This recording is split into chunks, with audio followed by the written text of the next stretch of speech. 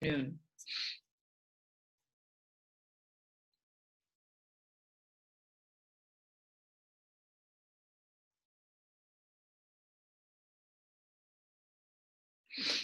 Remember, if you don't want to shout them out, you can also put them in the chat, so that works as well.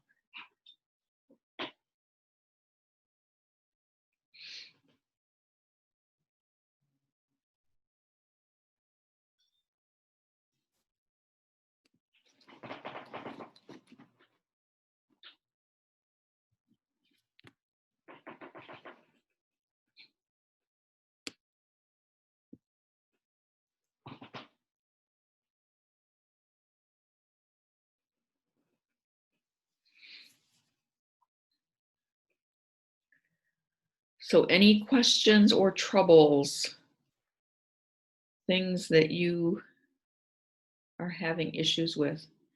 Can I get a quick, because one of the things I want to spend time on is technology. So can I get a quick poll from you guys whether or not you've been using Desmos or like a TI-84 graphing calculator? So just a quick note in the chat, maybe.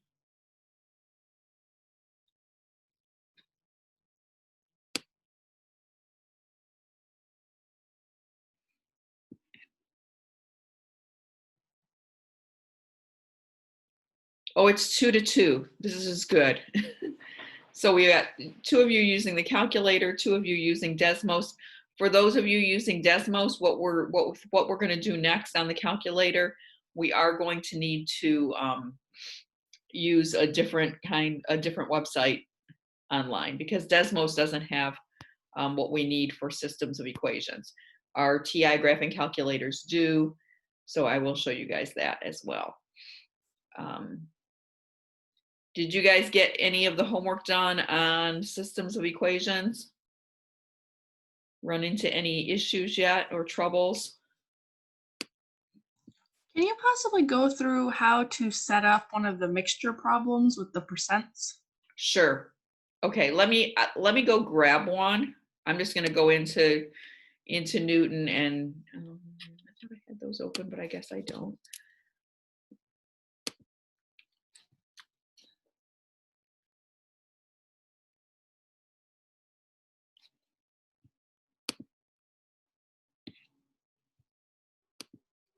So let's see.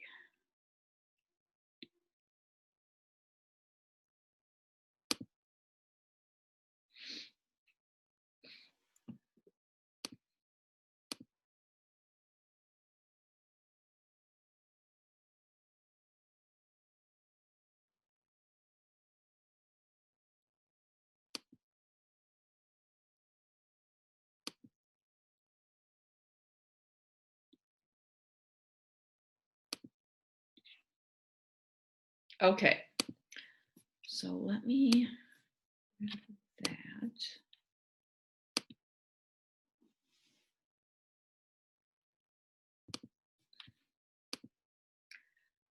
I'm going to go ahead and share screen, and then I'll probably jump out if we find one, just so that we've got one available to us.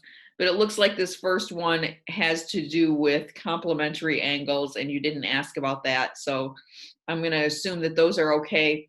But if anybody sees any along the way that you want to go over, just give a shout out so that we can take a look at some other ones as well.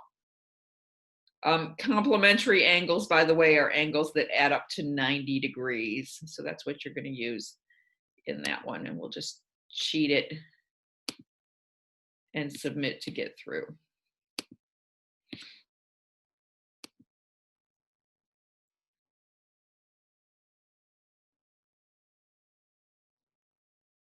Okay, so this isn't one like you want, is it, Jenna?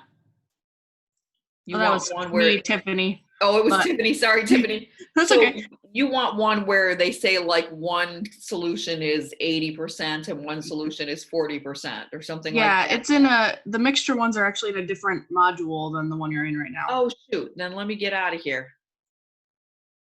Let's go back.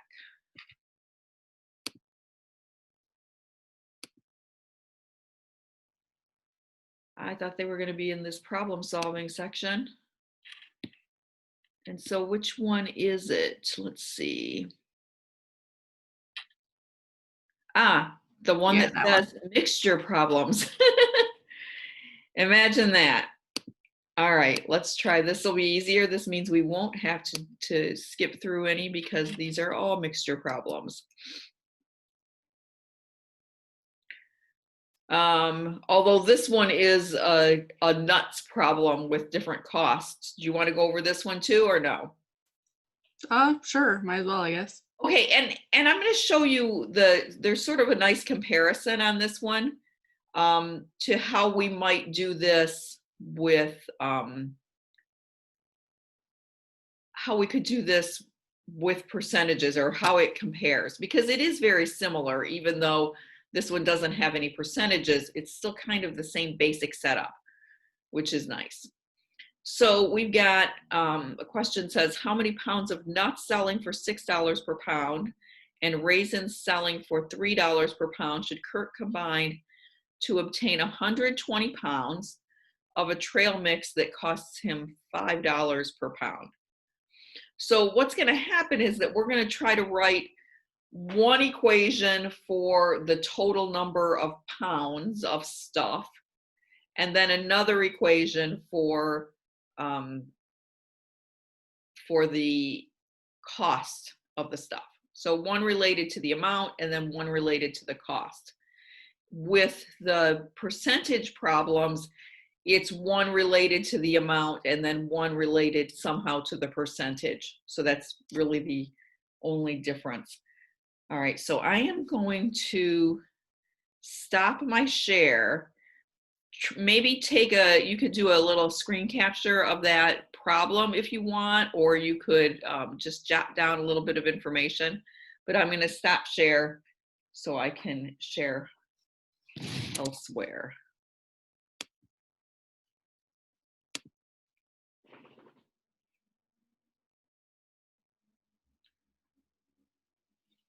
And escape this.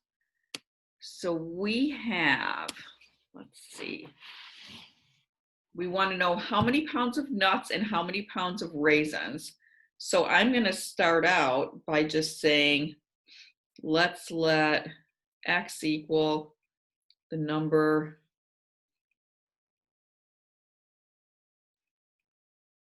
of pounds of nuts, and we'll let Y equal the number of pounds of raisins.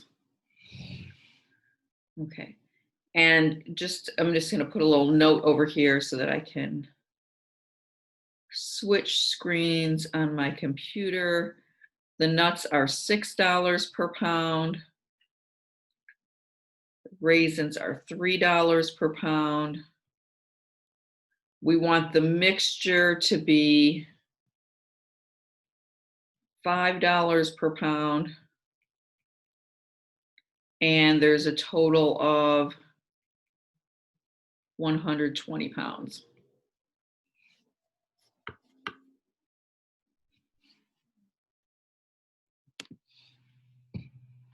Okay, so first equation, this 120 pounds. Can you come up with an equation that relates the X and the Y and the 120?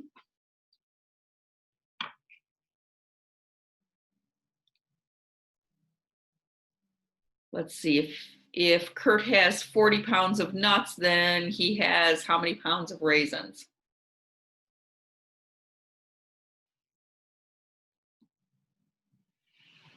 Wouldn't it be 80? The 40 plus the 80 would give you the 120. So our first equation is the one that relates the amounts, and it's going to say that X plus Y is 120 pounds. Does that make sense? Yep. Okay, so that's the first one. Now the next one is going to be like your percentage equation in your mixture problems. So this one is a mixture of food items, and we're dealing with costs and not percentages. But in the problems that have percentages, you're going to just treat those percentages the same way you treat the costs. So how much does this whole thing cost? Well, if he's got 120 pounds at $5 per pound, wouldn't we do 120 times the $5 to get our total cost? Or $600 if we were to sell all of this stuff. And some of that is nuts that cost $6 per pound. And some of it is raisins that cost $3 per pound. So we're just going to add those two pieces together. The problem is we don't know how much of each of those we have, but we did assign variables to those, so we can use them. So our nuts, the cost for them is 6 times X. And the cost for our raisins is 3 times Y. So the second equation I'm using is 6X plus 3Y equals 600. And then to solve this, I would probably use the elimination method just because it's kind of my favorite. Although the substitution method works pretty well here too, because I could solve that first equation for either X or Y and nicely plug it into the second equation. I'm going to go ahead with elimination and multiply that top equation by -3. That will allow me to eliminate the Y's, -360. So 3 times X equals 240. Notice that the Y's canceled. And then X equals 80 pounds. And since X plus Y was 120, we must have Y equal to 40 pounds. And we can just do a quick little check.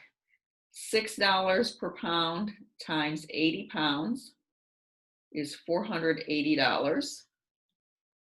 $3 per pound times 40 pounds is $120. And that's a total of $600 for 120 pounds. So it works out. Essentially, when you have your problems involving percentages, the percentages are just going to take the place of those prices per pound.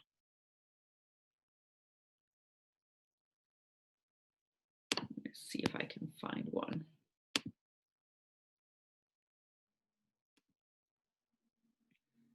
So we got that one right.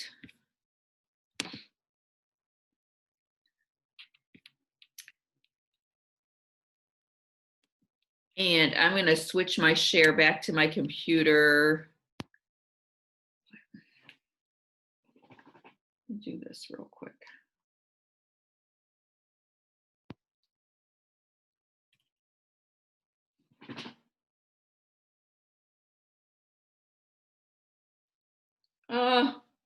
No. I was hoping to do a quick screenshot before this thing decided to. Oh no, it's still there. We're good. There it is. I'm going to go ahead and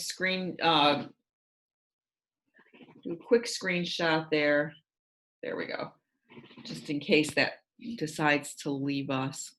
And then I'm going to switch sharing back over here. And let me see, is that the one? No, I want this one. All right, so I think this is the kind of problem you were looking at, Tiffany. Is that right? Yep.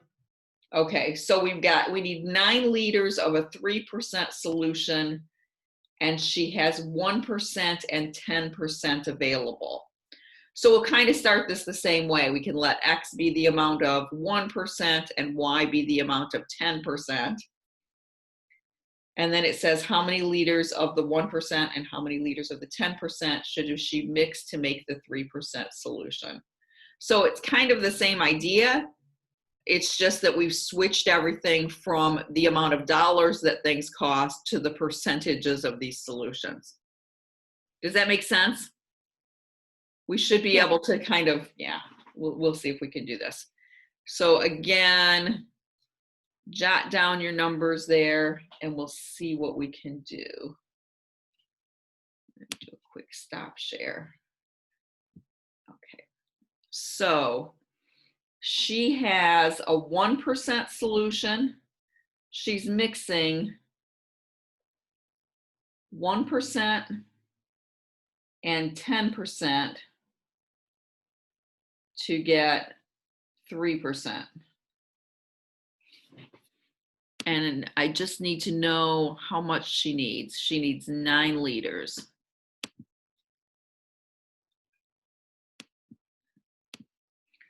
To get 9 liters of 3%. So that's sort of our final thing. All right, so let's see if I can go back and be in chemistry class once again. We'll see if we can draw some little beakers or whatever we call them. So there's that one plus that one. Oops, not plus.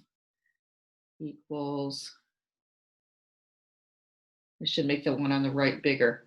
Okay, that one's 9 liters. And it's 3%. And the other two were 1% and 10%.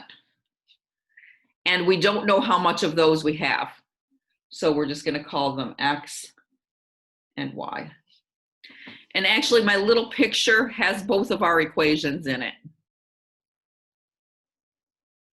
So let's see if you can come up with them, Tiffany.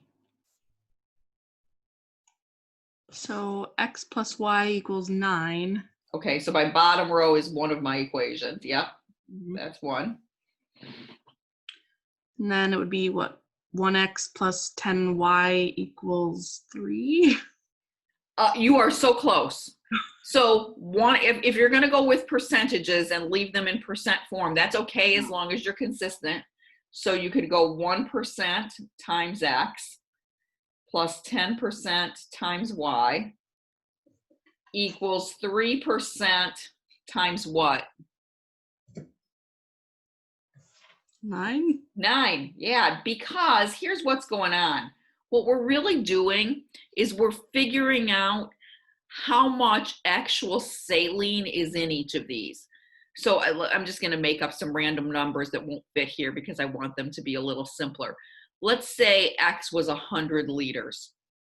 If you had 1% saline solution, that means you have 1 liter of saline and the other 99 liters is water. So this 1% of X is calculating how much actual saline is in that first container, first beaker. Then the 10% of Y is figuring out how much saline is in the second beaker. And then we mix them all together and we need to get to 3% of 9 liters total. So this is the amount of saline in the final solution. Now we could also have written that equation as 0.01 times X plus 0.10 times Y equals 0.03 times 9, writing those percentages as decimals. But it doesn't matter. You can actually do it either way because multiplying the right-hand equation by 10 gives me the left-hand equation. So I'm going to take those percentages off and just rewrite these guys. X plus Y equals 9. And X plus 10Y equals 3 times 9, 27.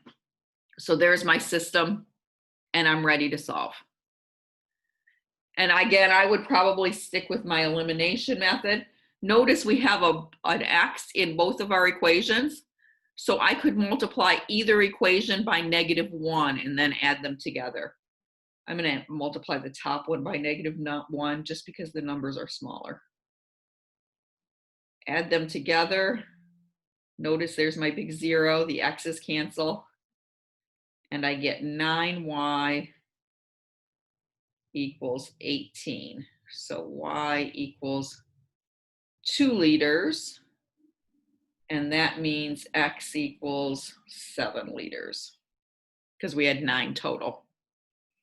And we can do a quick check. 1% of x, 0.01 times 7, plus 10% of y, 0.10 times 2, should be 3% of 9. So we can check, that's 0.27. That's 0.7 or 0.7 rather. And that's 0.2, not equals plus. It's 0.2. So we're good.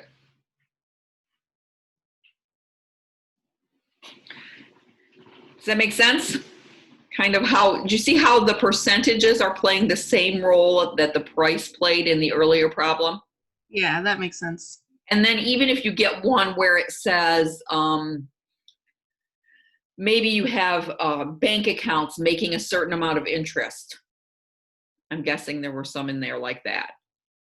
And so maybe one account has 6% interest and the other one is 10% interest, and you want the final interest to be 7.5%. You can mix it up just like these beakers. Does it ever matter if you use substitution or elimination as long as you get the Nope, same? as long as you don't mess up, it's fine. Okay. So on this one, if you like substitution, you could have gone back here and said, okay, I'm going to let y equal 9 minus x. And then you plug that into the other equation, or the other equation without the decimals in it, which was a little nicer. And I should draw that. Let's draw that arrow where it really goes to the y. So when you use substitution, you solve for a variable in one equation and then make sure you substitute into the other equation. As we move into that next section, we did a sort of preview of it last time with the 3 variables.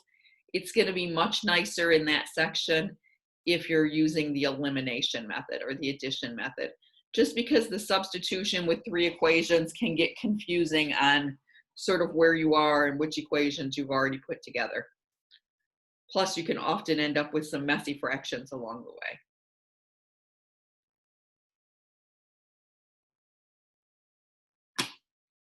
Does that help you out on those? I think we Yeah, got thank you. a good mix there.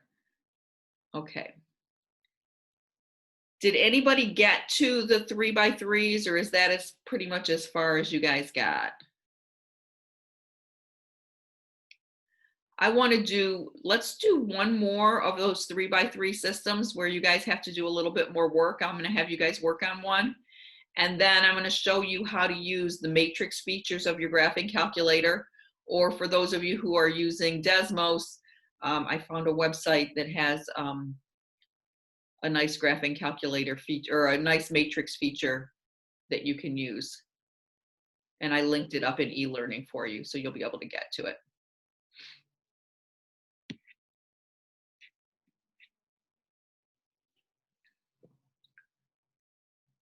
Okay, and Beverly has the calculator and Tiffany has Desmos. So we'll do both. Okay. So let's just try another problem. We're gonna make another 3x3 problem like we had last time, where we have 3 equations and 3 variables. And we're just gonna kind of mix things up here. X plus 2y plus 3z equals 10. And negative 3x plus y minus z equals -8. And then let's go 5x plus 6y minus 2z equals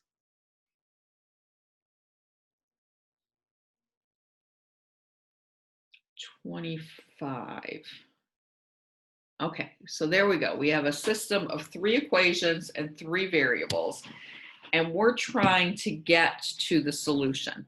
And if you guys remember from last time, what we did with this was we tried to work our way down from a 3x3 system to a smaller 2x2 system.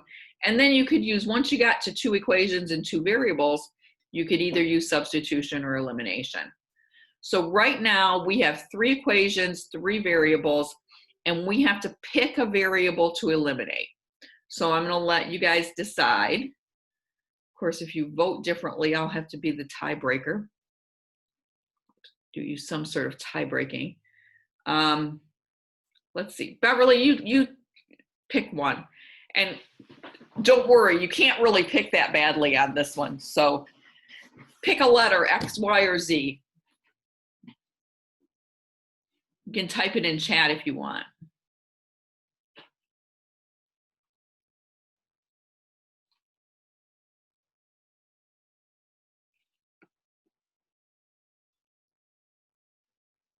Tiffany, can you pick one for me? I would probably go with Z. You're going to go with Z. Okay. So if we're trying to eliminate Z first, remember we have to eliminate it twice.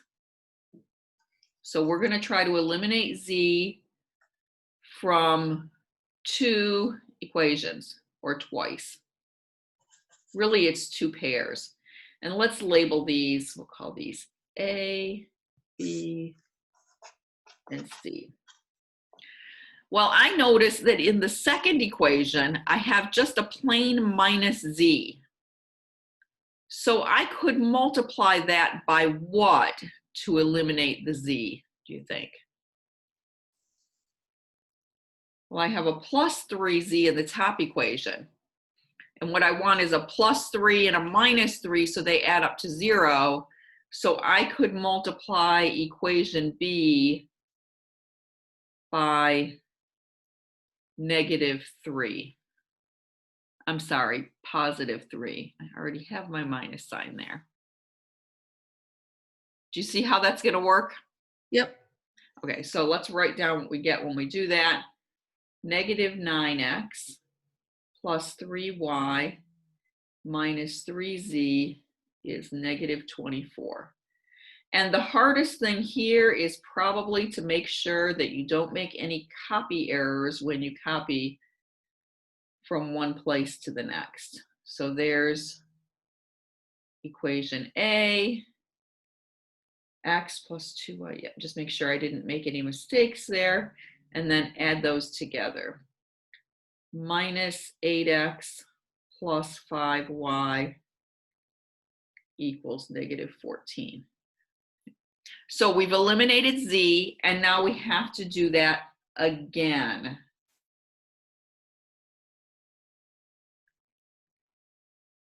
And this time we have to use the equation we didn't use yet. So we have to use equation C. I'm just going to recopy it. 5x plus 6y minus 2z equals 25. What should I multiply equation B by this time? 2. Wait. Yeah. Actually, we're going to do -2. -2, yeah. -2. Because we want to turn it into a plus 2z. Yeah, that's the same thing I had written down wrong at first. So 6x minus 2y plus 2z equals 16. And I'm going to add those together. 11x plus 4y equals 41. So this is a really good example, Tiffany, of that question you asked me about. Could you use the substitution method if you wanted to? Yes, and we could certainly use the substitution method from this point on out, but notice that when I try to solve for any variable x or y in either equation, I'm going to get some messy fractions. for example, in the first equation, I'm going to get something over 5 for my y. Or if I solve for y in the second equation, I would get something over 4. So it's kind of messy, and I would rather avoid those fractions. So I'm just going to go ahead and use elimination. So now that I've taken care of eliminating z, I have these two new equations, we'll call them d and e, that have x and y. And I don't think it really matters, but let's kind of go back in backward order. Since you eliminated z first, I'm going to go ahead and eliminate y this time. And to eliminate y,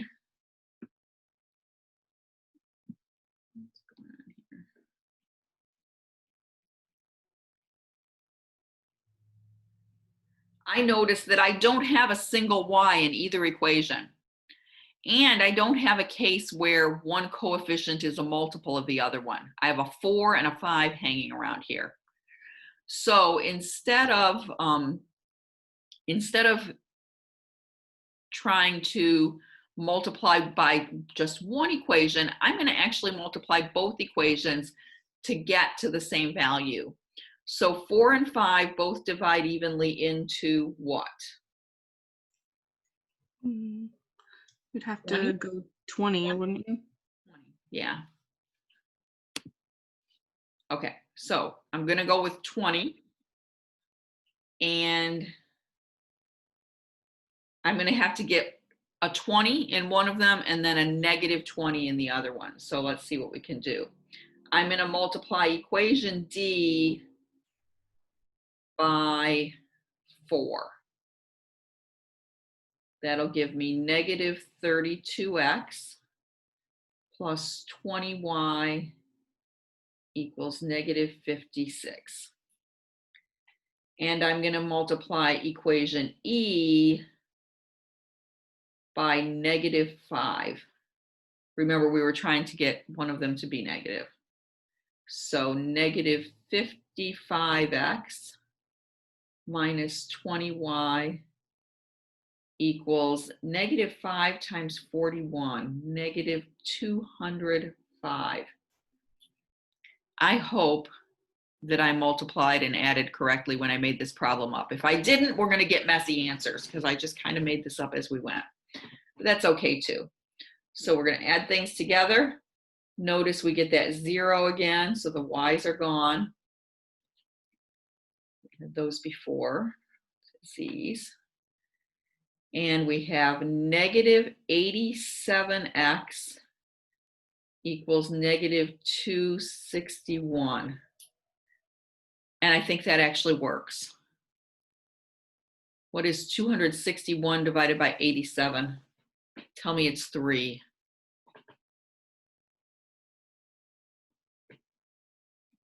It is 3. It is 3. Okay, that means I did multiply correctly because that's what it was supposed to be. X equals 3. And once we have our x, we can go back to either equation D or E and solve for y. So I'm going to go to E since it's right here. 11 times x, so 33 plus 4y equals 41. We'll subtract our 33. 4y is 8. And y is 2. And then finally, all the way back to maybe the top equation, x. So that's equation A. X is 3 plus 2y, 2 times 2, plus 3z equals 10. Oops. See if we can sneak this on this page. So 3 plus 4 is 7. I'm going to subtract 7 from both sides. 3 times z is 3. And z is 1. I'm out of room. My solution is 3, 2, 1. And you can check that should fit all three equations. So you probably noticed this was very messy and takes a little bit of extra work to do. So let's just go take a peek. Just want to kind of make sure that we're looking at the same thing. So I'm going to switch the share back over here.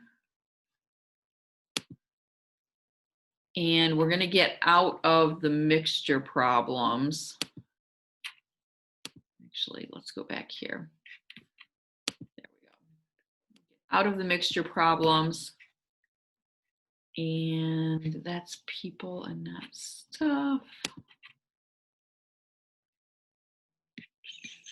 And we are going to too far. Systems in 3 variables. There we go. So we'll just preview. I don't know if we're going to do another one of these. We might just do one to the extent of putting it up there. So they gave us a system of equations. They said solve it and then select the correct answer. So we're not going to have to enter the solution. We're just going to have to tell whether there's one solution, no solutions, or infinitely many solutions. So this is just like our lines that could cross once or be the same line or never cross at all and be parallel and get no solution. Except that in this case, we're looking at planes. So let's see, we'll use some pieces of paper that I have hanging around here. So if you have 2 planes, think about the wall of a house. They could meet together in a line and all the points on the line would satisfy both of them. You would have an infinite number of solutions. Or if you had 3 planes and you had the 2 walls and then the floor, they could meet in the corner and you would have 1 solution. Or you could have something like the floor and the ceiling and they're parallel, assuming your house is well built, and there's no solution, no points in common. So they want you to go through the process and then they're not asking you to enter the solution, they're asking you to simply select the correct answer. Now, once in a while, they're kind of nice to us like they were here in that this problem has, see, I'm gonna do a quick screenshot of that because I'm probably gonna need it in a minute. This problem has a third equation. Notice that it doesn't have an x in it.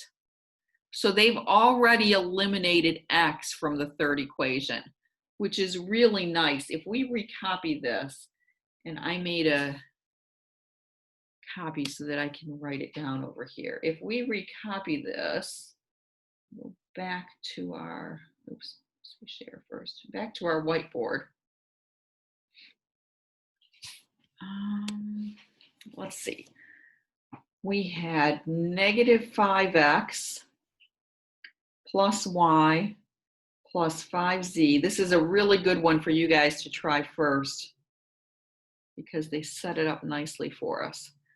And then 5x plus 5y minus 4z is negative 12. And then negative 6y minus z equals negative 16. There's a random little line there we'll get rid of. So notice what we've been labeling equation C already only has 2 variables. It only has y and z. So what we're going to do is we're going to try to eliminate x from the first 2. So how could you eliminate x from A and B? What could we do there?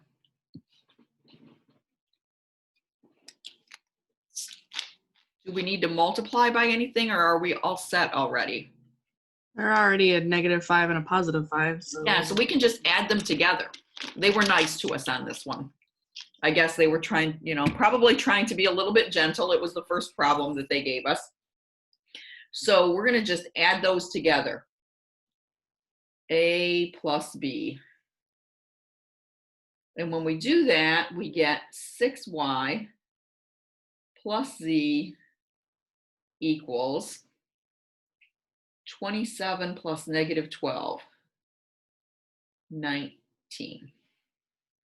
And it's a new one, so we'll label it D.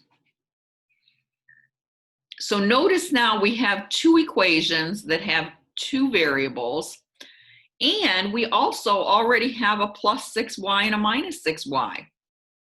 So I'm going to go ahead and I'm going to try to eliminate y. But when I do that, I'm going to go ahead and recopy these. 6y minus z is negative 16. Oops, negative 6y. And 6y plus z is 19. When I do that, what else gets eliminated? Both y and z get Both eliminated. y and z. So the whole left-hand side adds up to 0. There's nothing left. This could be problematic. The right-hand side adds up to 3, right? Not 0. When you get to 0 equals 3, you get to stop. Is that a true statement or a false statement? False. False. So this is one of those no solution problems. It's an inconsistent system. If we had ended up with 0 equals 0, that would be the infinitely many solutions case. So if you get something that's always true, it's the infinite number of solutions. If you came up with z equals 3, then you're going to get one solution because you're going to plug in your z value and get an x and a y. So that's kind of nice. Let's see.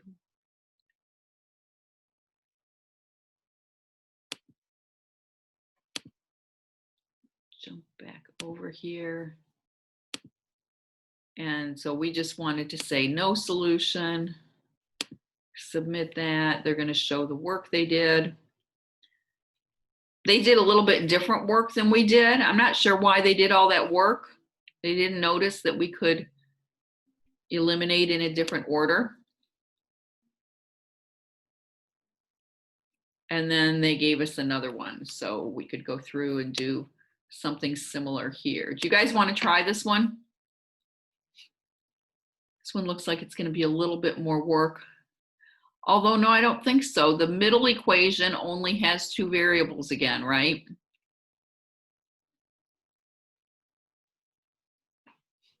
So I'm going to leave that one up there. So I'll leave the screen share on my computer for now. You guys write that one down and see if you can try to get started on doing it. So remember, you're trying to eliminate the same variable 2 different times. And since there's no z in the second equation, you could use the first and the third to eliminate z again. So that would be how I would try to go about that.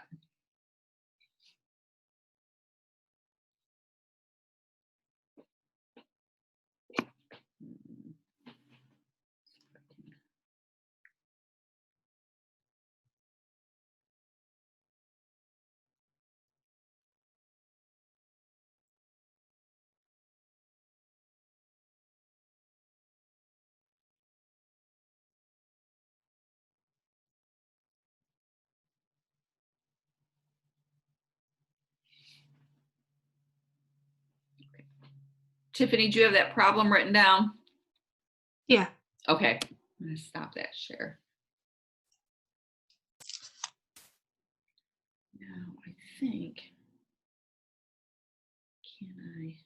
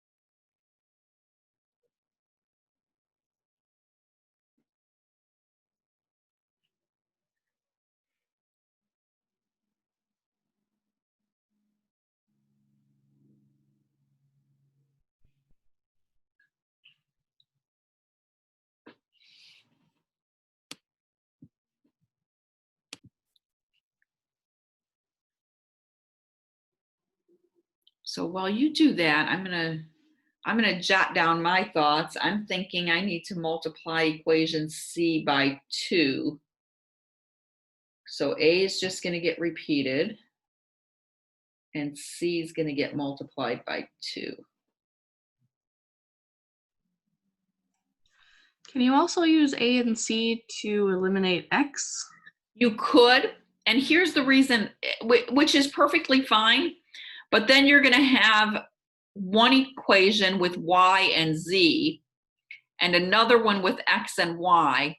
So you're still going to need to eliminate X a second time using Okay. equation B. So at some point, if you decided to eliminate X first, and I see what you're thinking on A and C because you can just add them together, right? Right. You could eliminate X pretty easily. The only difficulty there is that you don't get a second equation with the same two variables as equation B. So that just means you have to do it again. You still have to eliminate X a second time because you need two equations with the same two variables. So if one of them has X and Y, you want the other one to have X and Y. And that's why I chose to leave B alone and work with A and C to get rid of the Z.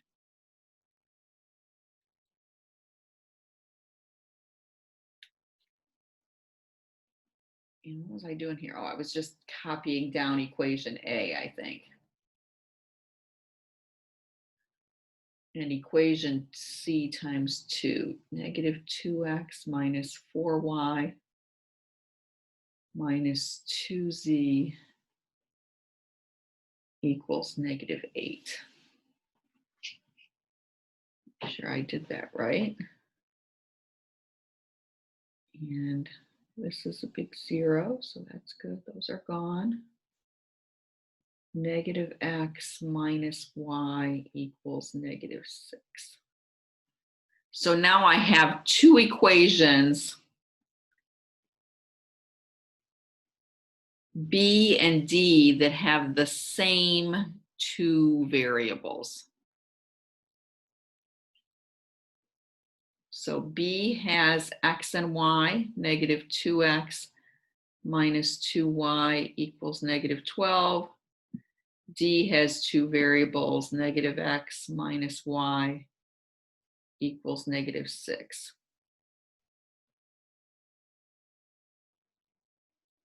And if I'm looking at those, I notice that the top equation is actually double the bottom equation. Do you see that? Yes. Those are actually the same line. Those are the same equation. But let's say I didn't notice that. If I keep going, I would probably say next, okay, let's eliminate x or let's eliminate y. Either way, I multiply that bottom equation by negative 2. And I get 2x plus 2y equals 12. Top equation, negative 2x minus 2y equals negative 12. And so these guys cancel and add up to 0. These guys add up to 0. Everything adds up to 0. So when I add things up, I get 0 equals 0. So this is a statement that is always true. That means we have a system that has many solutions.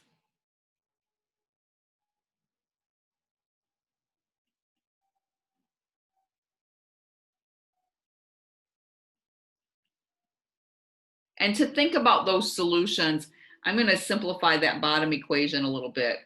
It really says x plus y equals 6. So all of my solutions have that quality to them.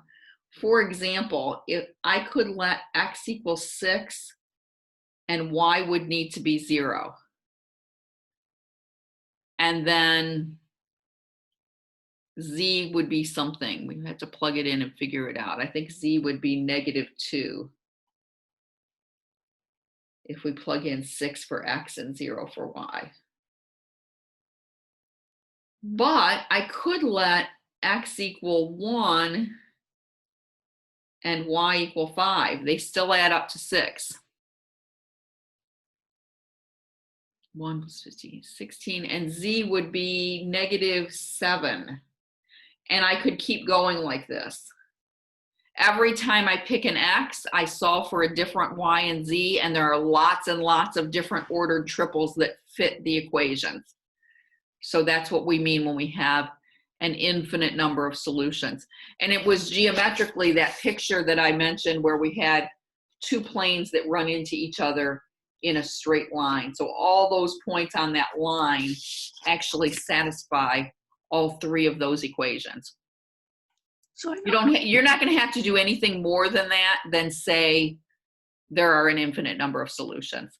And okay, the key, so if they were actually asking you for the solution for this, I don't think so. If this was a college algebra class, I would probably ask you to do that. It's not particularly difficult, but it's kind of messy looking. So if they asked you for the solutions, here's what you would do. You would pick one of them. In this case, since I have x and y together, you would pick one of them. Let's say x. You're just going to let x be itself. We're just going to call it x. Then the y value would be 6 minus x. And then you would plug both of those in and you would solve for z and you would get some other expression. But we're not going to worry about that for now. And since there are so many people who aren't here, I'm actually going to take that off because I don't want it to be left there for people to look at later and go, what was she talking about? This way it's gone. And it's recorded on there that I erased it, so they'll know that they weren't responsible. Let's just go peek at some more from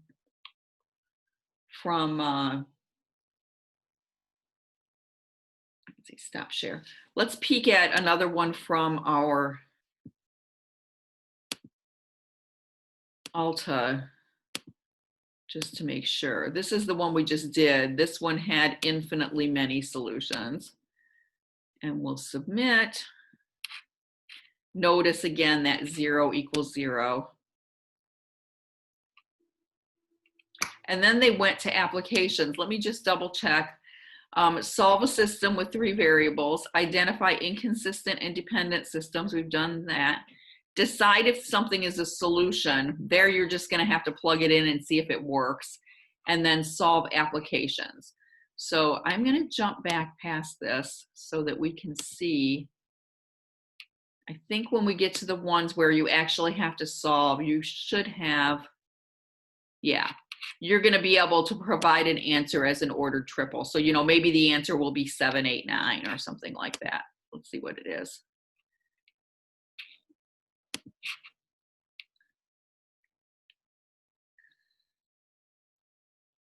-1, -1, -1. And then you just need to enter the coordinates. So you should be good there.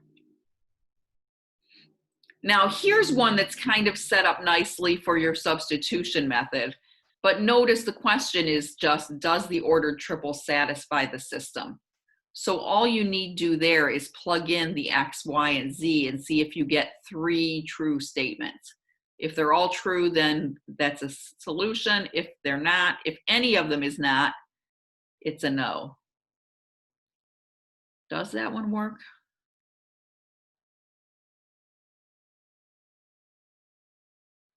-4 minus 9. I think, oh no, -4 plus 9. I think that one does work. And notice in their solution, they're just plugging them in, making sure they fit. They did. So we were good. And then another one of those. Yeah, so I think these will be, I mean, they're long, but they're not horribly hard. Does that make sense? yeah, I think as long as you're careful. You just have to be really careful because it's easy to make Yeah. a mistake with like a sign or something. Yeah. Right? Yeah. Now I'm going to stop this share and I'm going to show you how to do these with technology. So Tiffany, you've been helping me out a bunch today, so you get to choose because it's just you and Todd now. I can't remember. Calculator? No, I think we were both Desmos. You're both Desmos now. Okay, because Todd was Desmos and oh yeah, you were Desmos. Oh, that's good. We only have to do the scenario in a web-based format. So I found a web-based calculator. Desmos is great, but one thing it doesn't do is it doesn't do what we call matrices. So have either of you worked with matrices before? Not that I can recall. Not that you know of. So a matrix is just a rectangular array of numbers. And for us, for our system of equations, it's just going to be the coefficients and the constants from the system of equations. So let me give you guys the setup. I'm actually going to go back to the iPad to show you how we might set it up. And we're going to use the problem we just did so that we don't have to start with a new one. So let's go and share that whiteboard again.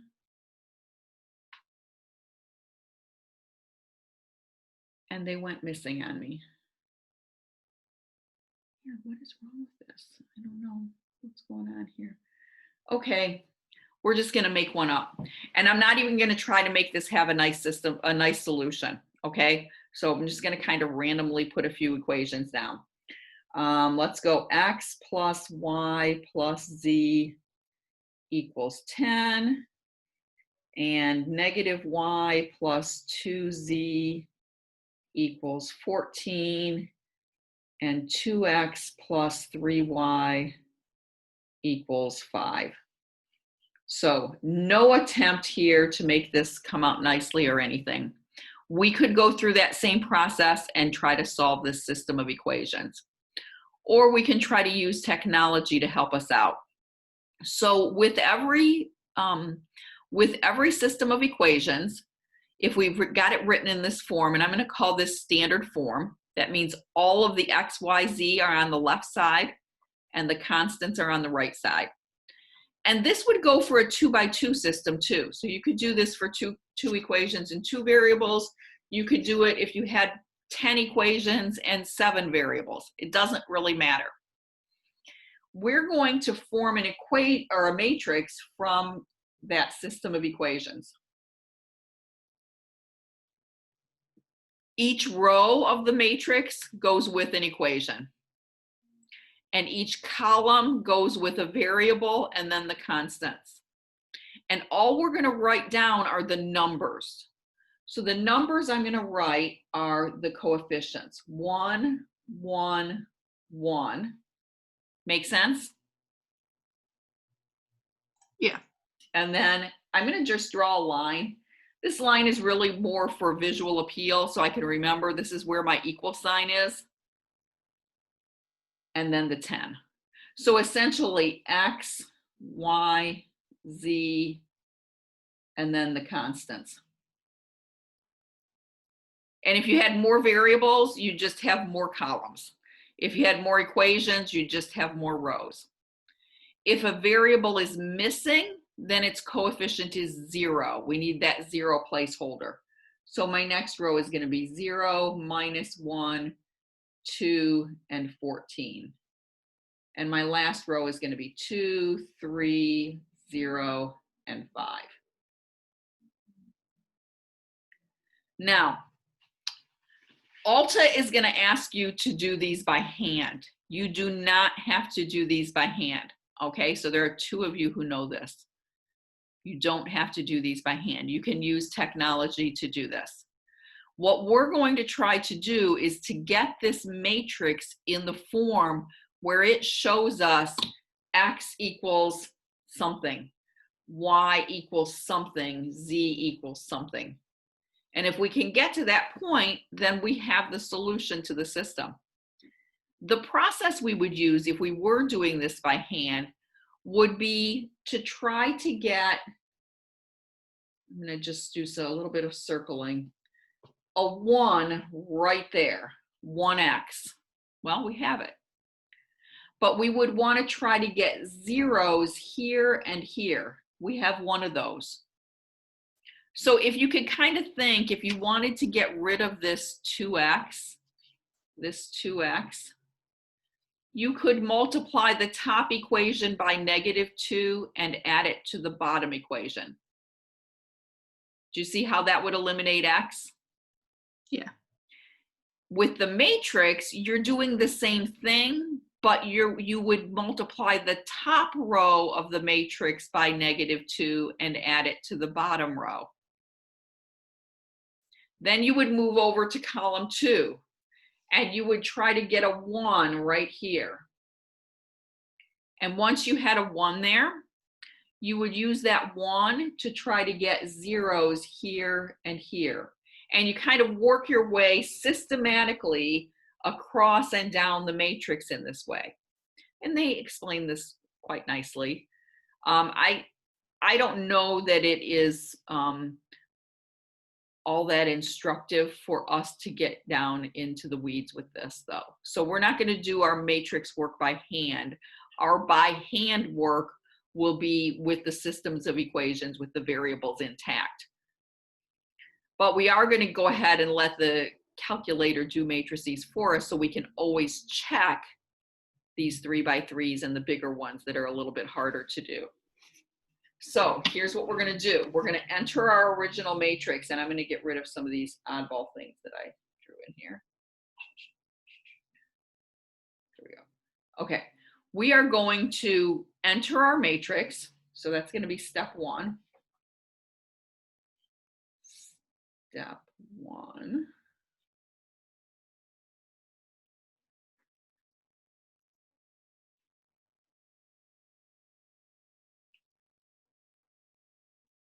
And then we need to write it in what we call reduced row echelon form. That is a big mouthful, but we'll abbreviate RREF using technology. So if anybody's listening later and you have a TI-84 calculator or similar, you're going to use the matrix menu. So get with me or look up your info on your calculator to see how to do that, and I can show you. But since these guys are going to use the online version, we're going to do it that way. So let's see. We are going to quit that screen share, and I'm going to share the screen. And did I keep myself there? I don't think I did. All right, so I am just going to choose Chrome, and then I'll go find the website that I want. I might have accidentally closed it out. I think I did. So let's go to our class. It's going to make me log back in. And in the table of contents down toward the bottom, I have these additional useful course links. So if you take and click that, there's your link to Desmos, and right below the link to Desmos is an online matrix calculator for reduced row echelon form. So I'm just going to click on that. It's going to take me off to this website, and you can show instructions, but I think it's kind of straightforward. You first have to choose the dimension, which is number of rows by number of columns. And so ours has 3 equations, so it's going to have 3 rows. It needs 4 columns, 1 for each variable, plus 1 extra for the constants. So 3 by 4 is our size, or the dimension of the matrix. And then we have to enter the elements of the matrix. So I would just go back in there and I would enter those numbers from my problem. So you guys can probably give me those numbers because I didn't write them down, and I don't know if you guys did or not. Did anybody write the numbers down? that we had on that last one, or That you no? just had written? No, I did not. Okay, so you know what? We'll just, oh, do we want to do one that we know the answer to? Do you have one written down that we did the answer to, Tiffany? The last one that we did that we got the infinite solutions. Sure. Oh, I don't want to do that one. I want to do one that has a single solution. Oh, I don't have one of those. I just have the no solution and the infinite solution. Okay. All right. So let's try this. Let's see if I can make one up that.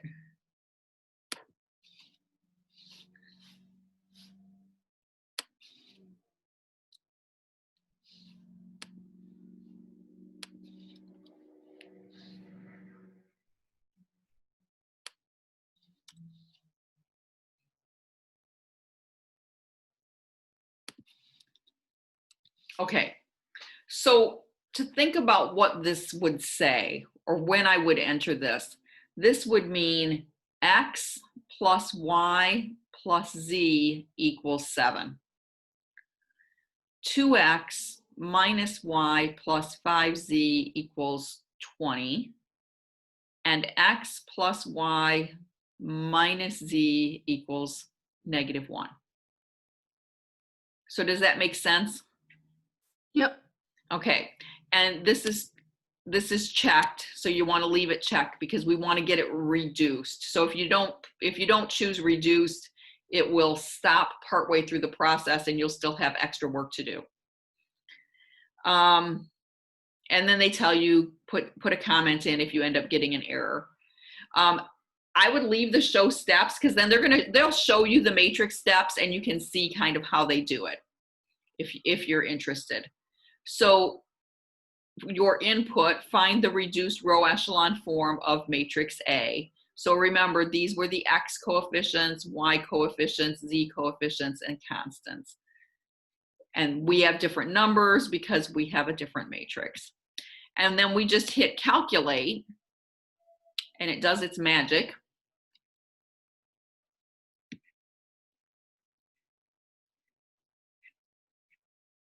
And there's our matrix, and we can kind of double check, is that really what we wanted to enter? And then they explain to us how they do this.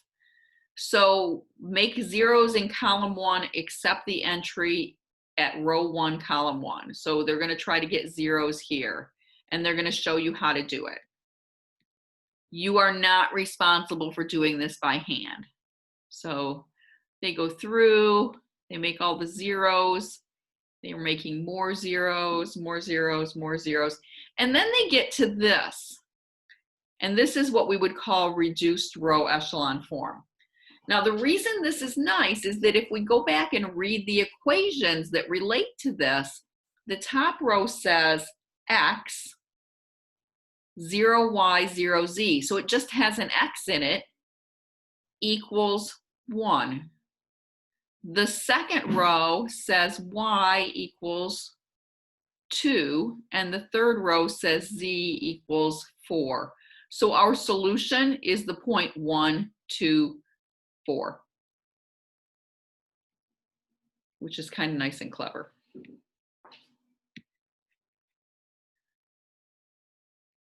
So that is the sort of cheaty technology way to do these. You do not have to do the matrix stuff by hand. So that's the by hand work. Read it, enjoy it, sip a Diet Coke with it over a Saturday night or something. But notice that last column actually shows us our solution as long as we have a system that has one solution. If our system has an infinite number of solutions, I'm going to show you what would happen. I'll put one up here. We'll modify the bottom equation. So I'm going to make that a 3, that is 0, that a 6, and that a 27. And I'm going to calculate again. This one has an infinite number of solutions. And the way I can tell is that in my reduced form, look at the bottom row. 0 equals 0. That was that last equation that showed us that there could be lots of things that worked. And if we have no solution, I can fix that by just making that a 28. If we have no solution, the bottom row of your matrix is going to be something like this. 0, 0x plus 0y plus 0z equals 1. And that's impossible. Since 0 doesn't equal 1, when we see that, we know there's no solution. So you can do a quick check on those: no solution, many solutions, or one solution using matrices on the calculator or computer. When you're actually going to input the answer, like for the first one, I don't remember the numbers, but it was like 1, 2, 7 It or was something. like, yeah, it was like 1, 2, 4. Yeah. Okay, so do you just put like 1, 2, 4 as your answer? Yeah, and sometimes let me switch my share over to back to a problem. There we go. So on this one, it was that a solution? I don't know if it is or not. We're just going to either get it right or wrong. Oh, I was right. That was good. And then let's see if we've, this one asked you to solve an application. So on the applications, they're saying X equals Y equals Z equals. So you're just going to input them. They might say, they might write it as an ordered triple and then put the boxes inside the ordered triple. So you're going to just sort of make it fit whatever they give you as an input. Okay. So like on this one, it's just entering the numbers in the boxes. If they didn't give you boxes and they didn't give you any parentheses, then you would enter the ordered triple. So it would be open parenthesis, 1, 2, 4, close parenthesis, just like you would write it on paper. Okay. So you're going to use that for the matrix section. And in fact, we can, let's go back over here. And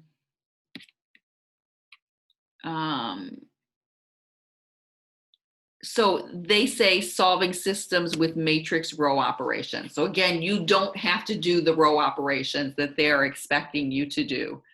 You can go ahead and just come here.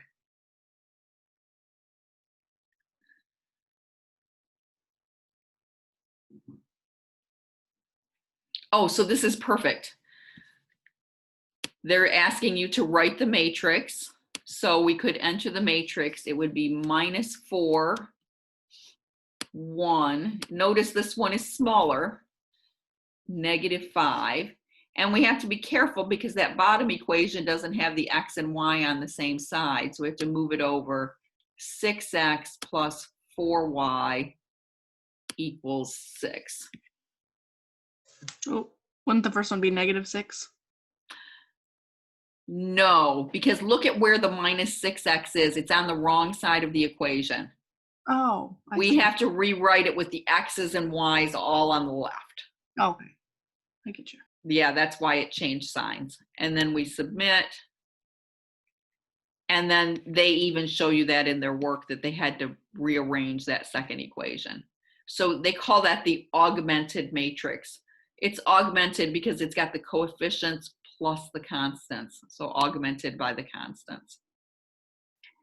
Now in the next one, they say solve it using a matrix. So this is where you're going to go take those coefficients, go off to the matrix calculator website, enter those coefficients, and then you can come back here and enter the solution. So if the solution ended up being 1, 2, 4, you would just type them in. Notice it says enter empty space set in each space if there's no solution. And the empty set must be down here somewhere. Where? I'm guessing there is a solution since they didn't make it available. Oh no, sets, there we go. There's our empty set if we need it. It's not going to be 1, 2, 4. I'm not going to answer that. So you would just go through, do that problem using matrices, and then come back and do it. So essentially what you should be doing is that first section on 3x3 systems, you should do those by hand. You can of course check them here if you want to make sure you're getting them right before you enter them, right? That way you won't mess up and have to do problems over and over again. But then for this section, you don't have to go back and repeat doing all of these by hand. You can just use the technology.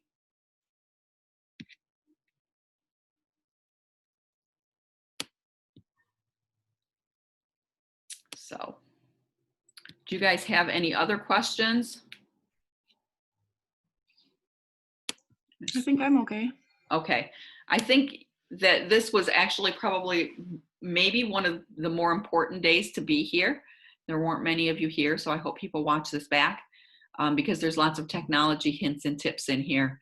If you are using a calculator and you need help, stop by during office hours. And oh, I don't know if you guys saw that, but I did link office hours up on in e-learning on that little spot on the right-hand side where my picture is.